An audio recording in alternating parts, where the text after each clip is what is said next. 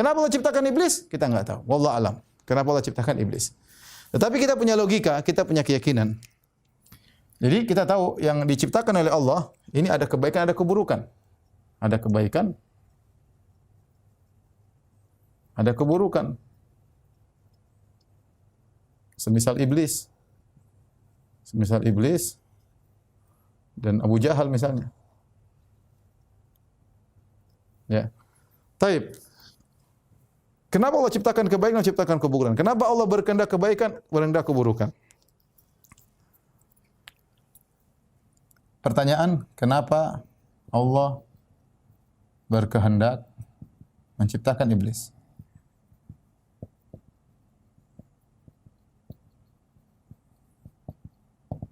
Ini Allah kasih jawaban, kata Allah, la yus'alu amma yaf'alu wa hum yus'alun. Allah tidak ditanya apa yang dia buat.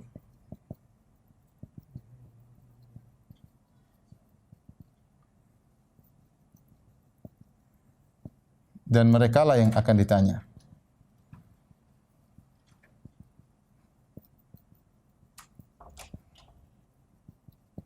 Mereka yang akan ditanya. Namun para ulama berusaha untuk menjelaskan. Terkadang ada keburukan yang kita lihat, tapi di balik penciptaan keburukan tersebut ada kebaikan-kebaikan yang Allah kehendaki. Sederhananya, mungkin para dokter sederhana, misalnya ada orang sakit, kemudian dia harus diamputasi. Secara zahir amputasi itu buruk karena ada bagian tubuhnya yang harus dipotong. Tetapi di balik amputasi tersebut ada kebaikan bagi sisa jasad yang lain. Ini contoh sederhana. Ya, contoh mungkin anak kita marah, kita jewer, kita pukul, dia nangis misalnya. Tapi kelihatannya kita zalim. Kalau orang cuma lihat cuplikan itu seakan-akan orang tua zalim pukulnya anak. Tapi setelah diketahui ternyata di balik hukuman tersebut ada kebaikan-kebaikan, maka hilanglah segala pertanyaan. Contoh seperti Allah berfirman, "Zaharul fasadu fil barri wal bahri bima kasabat aydin nas liyudhiqahum ba'dalladzi amilu la'allahum yarji'un." Sungguhnya telah nampak kerusakan daratan dan lautan.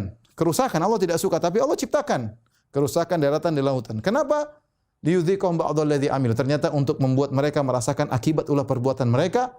Apa akibatnya? La'allahum yarji'un, semoga mereka sadar. Jadi ternyata terkadang Allah menciptakan keburukan, ada hikmah di balik itu yang terkadang kita bisa tangkap, terkadang kita enggak bisa tangkap. Kalau bertanya, kenapa Allah ciptakan iblis? Ada ulama yang jawab, iblis diciptakan karena Allah punya tujuan menciptakan alam semesta diisi dengan manusia untuk diuji. Kalau enggak ada iblis, enggak ada ujian.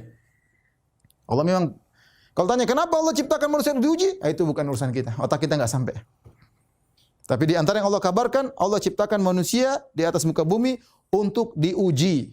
Nah, bagaimana bentuk ujiannya? Ciptakan iblis. Iblis diciptakan dan dia menggoda, ya, dan dia buruk, tapi Allah ciptakan keburukan tersebut untuk menguji. Dan di balik ciptaan iblis tersebut ada banyak kebaikan. Di antara dengan adanya iblis, maka ada namanya yang baik atau kontradiktif yang bisa Allah ciptakan dua-duanya. Allah ciptakan surga, ciptakan neraka. Gara-gara iblis. Kalau enggak ada iblis, enggak ada neraka. Dengan adanya iblis, Allah ciptakan Fir'aun, Allah ciptakan Musa. Kalau enggak ada iblis, Fir'aun enggak ada. Adanya iblis, Allah bisa menunjukkan bagaimana sifat Maha Pengampun. Orang-orang terjerumus dalam dosa, kemudian mereka menangis, minta ampun kepada Allah. Kalau enggak ada iblis, itu semua enggak ada ceritanya. Semua enggak ada ceritanya, ya. Dan banyak ulama sebutkan adanya iblis, maka kita nampak bagaimana hamba-hamba orang yang soleh yang rela mengorbankan jiwa, raga dan hartanya untuk Allah Subhanahu wa taala, ya.